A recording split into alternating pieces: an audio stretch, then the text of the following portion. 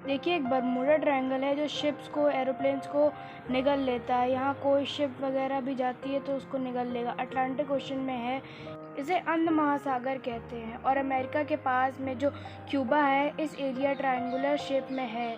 बहुत बड़ा एरिया में है ये, करीब 3 लाख किलोमीटर स्क्वायर का एरिया है। बहुत बड़ा एरिया है ये। एरिया जो है 3 बड़े बड़े एरियाज़ को मिला के बना किया जाता है। ये फ्लोरिडा के पास से स्टार्ट होता है और यहाँ पीटो रिको से, जो अटलांटिक महासागर की सबसे गहरी खाई है, वहाँ से जाकर ये बरमूडा द्वीप तक जाता है। ये लगभग 3 से 4 लाख एरिया का है।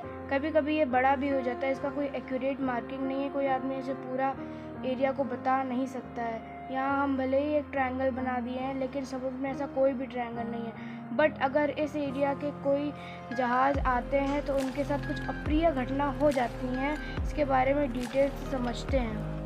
1498 में जब क्रिस्टोफर कोलंबस जा रहे थे इस रास्ते से, तो उन्हें भी अपने किताब में बताया है कि जब वो इस रास्ते से गुजर रहे थे तो अचानक से एक परिवर्तन, बादल का तड़कना, समुद्री लहरें तेज़ी से उठने लगीं और उनका जहाज़ डिस्बैलेंस होने लगा। इवन उस समय समुद्र में रास्ते दिखाने के लिए केवल एकमात्र ही तरीका होता था, वो था कंपास। अब तो सैटेलाइट वगैरह आ गए हैं, बट उस समय कंपास ही केवल था जो हमेशा नॉर्थ डायरेक्शन की ओर मूव करता रहता था। वो बता देता है कि इधर की ओर उत्तर दिशा है, और यहाँ जाके कंपास काम करना बंद कर देता था। ये कोलंबस ने भी इसको माना है। 1964 में विंसेंट गैडीज ने भी इसको अपनी मैगजीन में बताया था कि ये किस तरह जहाज़ों को निगल लेता है। इसलिए इस ट्रायंगल को डेविल ट्रायंगल या फिर रहस्यमयी ट्रायंगल भी कहा गया है। यहाँ पर जाने के बाद जहाज़ों में अचानक परिवर्तन देखा गया है। इंजन काम नहीं करेगा, जहाज़ फंसने लगेगा, और तैरना चाहेगा तो तैर नहीं पाता है। अजीब अप्रिय घटना होती थी और अचानक ही हो जाती थी, और ये जहाज़ डूब के कहाँ जाते थे तब ये भी नहीं पता चलता था। यूँ तो यहाँ हज़ारों घटना हुई हैं। कुछ फेमस घटना देखते हैं। अगस्त 1942 में अमेरिकन नौसेना के जहाज़ अपने रूटीन पे थे, तब उन्हें बमबार्डमेंट करके लौटना था इसी बरमूडा ट्रायंगल के ऊपर से। लेकिन अचानक उनका संपर्क रेडियो स्टेशन से टूट जाता है। उसमें लगे हुए इंस्ट्रूमेंट काम करना बंद कर देते हैं। उनका नेविगेशन सिस्टम काम करना छोड़ देता है। सब में एक कॉमन समस्या देखी गई है कि उसका कंपास काम नहीं कर रहा है और ये पूरी तरह ध्वस्त हो जाता है। वो खोजने के लिए 2 दिन बाद रेस्क्यू टीम जाती है और उसका भी कोई पता नहीं चलता, क्योंकि वो भी उसी रास्ते से जा रही होती है जहाँ उनका लास्ट लोकेशन ट्रेस किया गया था। उसके ठीक 6 महीने बाद दिसंबर 1942 में फिर अमेरिकन एरोप्लेन उड़ान भरता है फ्लोरिडा से। जब बरमूडा के ऊपर जाता है, फिर ये रेडार से बाहर हो जाता है और इसके साथ भी सेम समस्या आती है। पायलट बताता भी है कि मेरा कंपास काम नहीं कर रहा है, नेविगेशन सिस्टम काम नहीं कर रहा है और ये मौसम पूरी तरह से ख़राब है। ये भी पूरी तरह से ध्वस्त हो जाता है। इसको खोजने के लिए फिर रेस्क्यू टीम जाती है और रेस्क्यू टीम का भी आज तक कोई पता नहीं चला।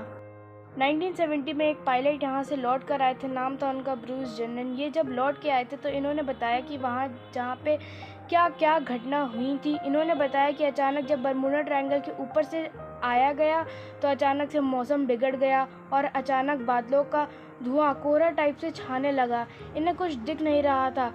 इसमें जब प्रवेश किया तो ये ख़त्म होने का नाम ही नहीं ले रहा था। इसके अंदर मौसम इतना ख़राब था और इनका रेडियो भी काम नहीं कर रहा था और इनके इलेक्ट्रॉनिक्स भी काम नहीं कर रहे थे और इनकी जहाज़ की रफ्तार बहुत तेज़ हो गई थी। रेडार पे कोई भी रेडियो स्टेशन नहीं दिखाई दे रहा था। इन्हें कुछ समझ में नहीं आ रहा था, लेकिन ये अपने जहाज़ को आगे की तरफ ले जा रहे थे। लगभग 3 मिनट के बाद, एक अच्छी खासी दूरी तय करने के बाद, ये जोन से बाहर निकले और अपने जहाज़ को लैंड करवाया। लैंड करवाने के बाद देखिए इत्तेफाक क्या था। वह 3 मिनट में ही इन्होंने 150 किलोमीटर की दूरी तय कर चुके थे। तो इनकी रफ्तार हो गई थी लगभग 3000 किलोमीटर पर घंटा, जो भी किसी भी पैसेंजर जहाज़ के लिए पॉसिबल नहीं है। ये तो लड़ाकू विमान की स्पीड होती है। बहुत लंबे समय तक बरमूडा ट्रायंगल एक रहस्य का कारण बना। को लगता था कि कोई अदृश्य शक्ति है जो शिप को अपनी तरफ खींच लेती है, लेकिन ऐसा कुछ भी नहीं है। इसके रहस्य पर पर्दा उठ चुका है। इवन कि बरमूडा ट्रायंगल दुनिया के 10 सबसे खतरनाक जगहों में भी एक नहीं है। मतलब सोचिए, इन्हें 10 खतरनाक जगहों में से भी एक में शामिल नहीं किया गया है। ये बस एक कहानी बन है, हो जाती है, कुछ कुछ कहानियाँ फेमस हो जाती हैं। ये बस एक नेचुरल घटना है, ये सुपर नेचुरल नहीं है। इसका लॉजिक भी अवेलेबल है, सबको हम लोग समझते हैं। जो जहाज़ों का मलबा गया है वो समुद्र के तल पे बरमूडा ट्रायंगल का एरिया है। इस एरिया के नीचे ज्वालामुखी है और ये ज्वालामुखी जब विस्फोट होता है तब कुछ जहरीली गैस निकलती है। इसमें मीथेन गैस की मात्रा ज़्यादा निकलती है। मीथेन गैस जब पानी से मिलती है तो उसकी डेंसिटी को एकदम घटा देती है। जब डेंसिटी समुद्र की डेंसिटी घट जाती है तो जहाज़ों को डिज़ाइन किया गया है समुद्र की डेंसिटी के हिसाब से कि वो ऊपर तैर सके। डेंसिटी घटाने की वजह से वो अचानक डूबने लगते हैं और यही वजह है कि जब वहाँ कोई तैरना की कोशिश करता है तो तैर नहीं पाता। जैसे मच्छर पानी के ऊपर तैर रहा होता है, एक ढक्कन मिट्टी का तेल मिला देंगे तो मिट्टी के तेल सूंघने से नहीं मरता है, उसकी डेंसिटी कम हो जाती है, उसमें डूब के मरता है। यही घटना यहाँ डूबने के कारण होती है। दूसरा कारण ये है कि बरमूडा के आसपास एरिया में छोटे छोटे समुद्री पहाड़ हैं। जब हवाएं इन पहाड़ से टकराती हैं तो तब उनमें एक हलचल होने लगती है, जिसकी वजह से वहाँ पे एक बवंडर उत्पन्न होता है और ये बादलों को और समुद्री जल को लहर में बदल देता है। और जब यहाँ पे कोई एरोप्लेन या फिर कोई शिप आ जाता है तो ये उसको अपनी तरफ खींच लेता है। जहाज़ों का डूबने का जो तीसरा कारण है वो बड़ा ही सिंपल है। समुद्र के अंदर की पहाड़ियाँ, समुद्र में छोटी छोटी जो पहाड़ियाँ हैं जो ठीक से नहीं निकल पाती, उन्हें रिज या कटक कहते हैं। ऐसे कटक इटली के और टर्की के पास बहुत पाए जाते हैं। यहाँ अक्सर जहाज़ वगैरह गिर जाते हैं। देखिए, यहाँ पे जहाज़ चल रहा है, उसको ये नहीं पता कि उसके आगे पहाड़ी है या नहीं। इससे जब इसकी पेंदी टकराती है तो ये अचानक गिर जाता है। ऐसी घटना इटली और तुर्की के पास बहुत देखने को मिलती हैं। आप देखेंगे इटली के तट के पास इतना बड़ा जहाज़ टकरा गया। यहाँ पर बड़ी बड़ी शिप टकरा कर गिर जाती हैं, पर उस समय शिप्स ज़्यादा डूबती थीं क्योंकि ना तो रेडार था ना ही सोनार था। आज तो रेडार भी है, सोनार भी है। आज आराम से बरमूडा ट्रायंगल के ऊपर से शिप और एरोप्लेन जाते हैं।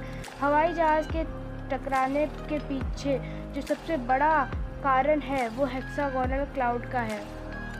हेक्सागोनल 6 साइड वाला एक क्लाउड होता है जिसे सबसे पहले सैटर्न पर पाया गया था। इसका एरिया 50 किलोमीटर स्क्वायर का होता है। जो इस बादल के बीच में हवाएं इतनी बवंडर की स्पीड से चलती हैं जिनका स्पीड 250 किलोमीटर प्रति घंटा होता है। यानी इसके अंदर हवाएं इतनी तेज़ होती हैं, अगर इसके अंदर कोई एरोप्लेन वगैरह आ जाता है तो वो उसको तोड़ देता है। हेक्सागोनल की वजह से यहाँ पर दुर्घटना होती हैं। और अगर यहाँ पे कोई भी एरोप्लेन फंसता है तो अगर उसकी विपरीत डायरेक्शन में फंसेगा तब तो वो उसे तोड़ देगा। अगर उसकी हवाएं भी सेम डायरेक्शन में चल रही हैं और एरोप्लेन भी सेम डायरेक्शन में चलेगा तो उसकी स्पीड इतनी तेज़ कर देगा।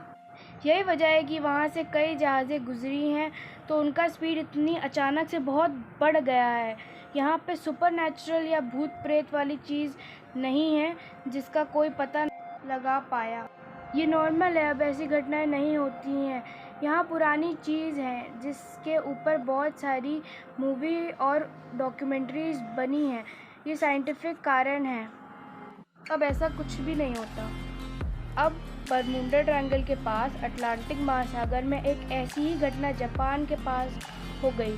जापान के पास भी एक ट्रायंगल एरिया में 1980 में एक जहाज़ जा रहा था, डर्बीशायर। ये इतना बड़ा जहाज़ था, टाइटैनिक से दुगना, कई लाख टन इसमें आयरन की मात्रा भरी हुई थी। अचानक ये डूब गया। इस एरिया में आकर अचानक ये डूब गया। जापान की सरकार ने रेस्क्यू टीम भेजी थी, उसका भी कोई पता नहीं लगा, वो भी डूब गई। उसके बाद एक हवाई जहाज़ से रेस्क्यू टीम भेजी गई, वो भी डूब गई। जापान भी डर गया। बाद में पता चला कि भैया सेम चीज़ है, बरमूडा ट्रायंगल, यहाँ दोनों में तो इसे एशिया का बरमूडा ट्रायंगल कहा जाता है। हालांकि जापान ने इसका नाम दिया है ड्रैगन ट्रायंगल। ऐसा ही एक ट्रायंगल भारत में भी पाया जाता है, उड़ीसा में। उड़ीसा का एक एयर स्ट्रिप है, अंग्रेज़ों ने बनाया था सेकेंड वर्ल्ड वॉर के टाइम, जिसका नाम था अमाडा एयर स्ट्रिप। यहाँ पे लगभग 150 से 200 अमेरिकी जहाज आपस में टकरा गई, कुछ गिर गई। और इत्तेफाक देखिए, जब भी इनके साथ कोई घटना होती थी, ना कोई वेदर ख़राब था, ना ही कोई हेक्सागोनल था, एकदम नॉर्मल टाइम पर यहाँ पर जहाज़ गिर जाती थी। ना कोई तेज़ हवाएं, ना कोई हेक्सागोनल क्लाउड। हालांकि सेकेंड वर्ल्ड वॉर के टाइम अमेरिकी जहाज़ यहीं पे लैंड करती थी और बॉम्ब गिराने के लिए यहाँ से भी जाया करती थी। तो इतने जहाज़ अमेरिका की यहाँ पे क्रैश हुई थी। हालांकि ये मिलिट्री का एरिया था, इसलिए इसको ज़्यादा डिटेल में नहीं बताया गया था। तो ये भारत का बरमूडा ट्रायंगल आप कह सकते हैं। अब इसके पीछे क्या लॉजिक है भैया, आपको बरमूडा का लॉजिक बता दिया। सेम लॉजिक ड्रैगन ट्रायंगल का था। यहाँ क्या है, ये एरिया झारखंड के करीब है और झारखंड के जादूगोड़ा में पास यूरेनियम की खजान है।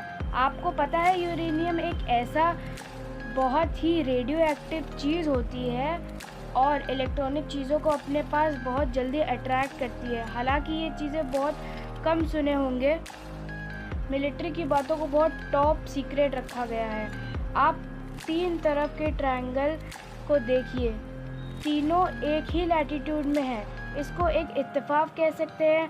हालांकि सबके साथ साइंटिफिक कारण है। अब ऐसा कोई घटनाएं नहीं होती हैं। जो भी कहता है कि यहाँ पे सुपर नेचुरल पावर है, ऐसा कुछ नहीं है, सब मनगढ़ंत कहानी है।